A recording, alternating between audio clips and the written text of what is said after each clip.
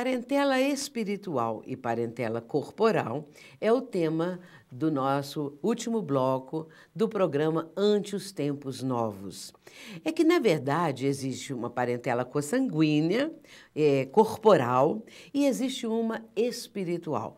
Ora, mas como se explica isso? A pessoa pode se perguntar, não é? O que é que ela está falando? Como é possível uma parentela espiritual? Sim, é muito possível, porque nós já tivemos muitas experiências reencarnatórias e em cada experiência dessas nós tivemos família, nós tivemos parentes, nós tivemos outros laços consanguíneos na reencarnação, mas, sobretudo, espirituais.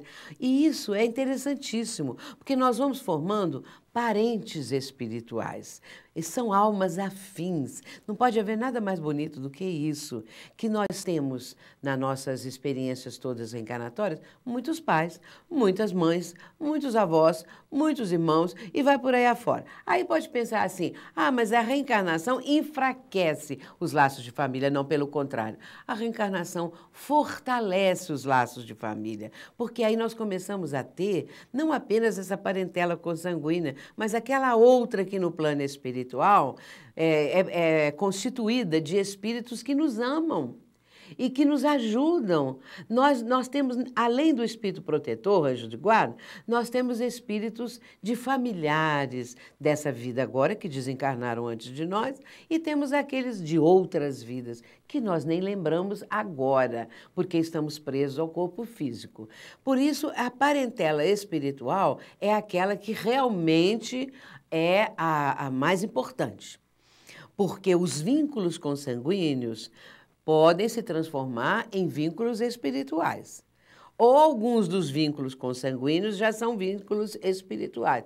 Tudo isso é uma amálgama de sentimentos que vão, aos poucos, se transformando em laços de amor. Os laços de família devem ser laços de amor.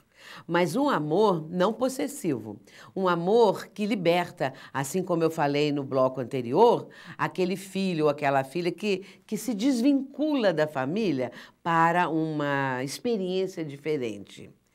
Essa pessoa, essa criatura, ela está ainda ligada à família, se for um espírito que tenha, às vezes, já vínculos anteriores. Ou então, se não tem, ela pode começar a ter. Ou ela pode também, este espírito, vamos falar no caso, o espírito, ele pode também, depois da desencarnação, ser vinculado a outro núcleo familiar.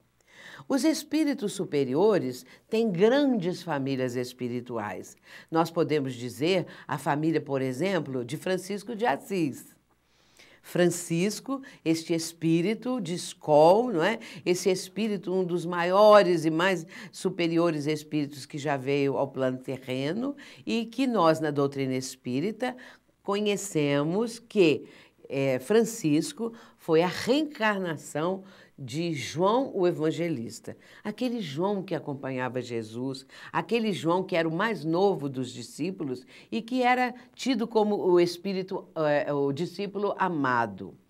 Este João Evangelista foi o único que não foi sacrificado.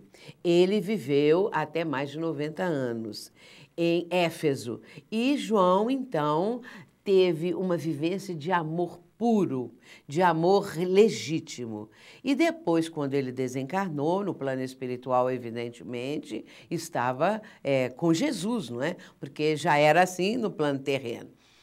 E este espírito veio mais tarde reencarnar como Francisco, para mostrar a necessidade de reconstruir a igreja, mas não a igreja de pedra, a igreja, vamos dizer assim, do ideal.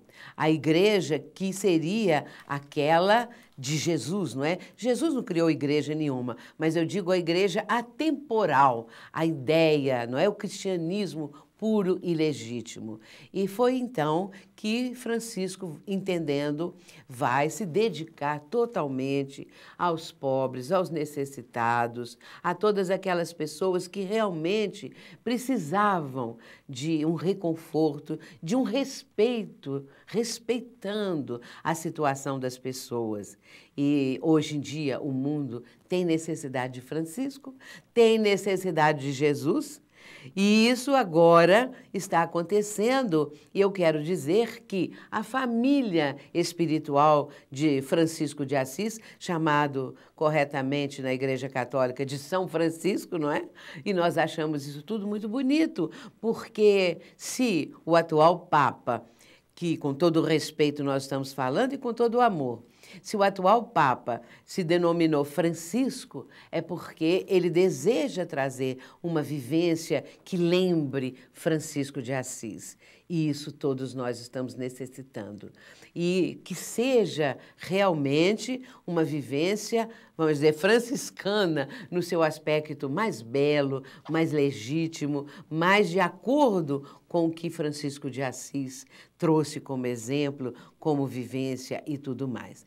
Essa família de Francisco de Assis a que me refiro são aqueles que vibratoriamente se ligam a Francisco. E, com isso, também outras famílias se ligam, por exemplo, a Paulo, o apóstolo, né? A Paulo de Tarso, outros se ligam vibratoriamente, não que estejam endeusando, idolatrando, não é isso. Eles se ligam por amor, porque admiram, porque têm aquele profundo respeito por essas almas de escol, não é? Que um dia vêm à Terra para nos mostrar o outro lado da vida, esse lado espiritualizado, esse lado onde reina a beleza. Não essa feiura que o mundo agora atualmente está priorizando. A beleza, o belo que todos nós ansiamos, a música dentro da sua expressão mais bela, aquela música que vem do plano espiritual superior. E assim por diante, todas as artes. E então nós vamos fortalecendo esses laços de família, porque isso tudo é muito importante. E se nós temos um ideal maior, se nós temos um ideal em Jesus, que este sim nós devemos seguir, não é? Em espírito e verdade, nós estamos vivendo os ensinamentos do Mestre da melhor forma possível e fazendo com que a nossa família seja aquela onde exista o amor, onde exista a fraternidade legítima e também aquele fortalecimento com os que estão mais diferentes, com os que estão mais distantes, porque o amor, meus irmãos, deve ser sempre mantido.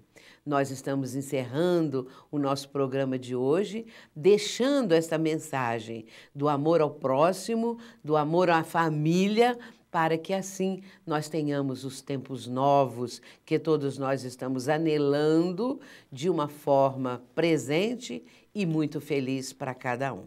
Até o próximo programa e muito obrigada pela sua audiência.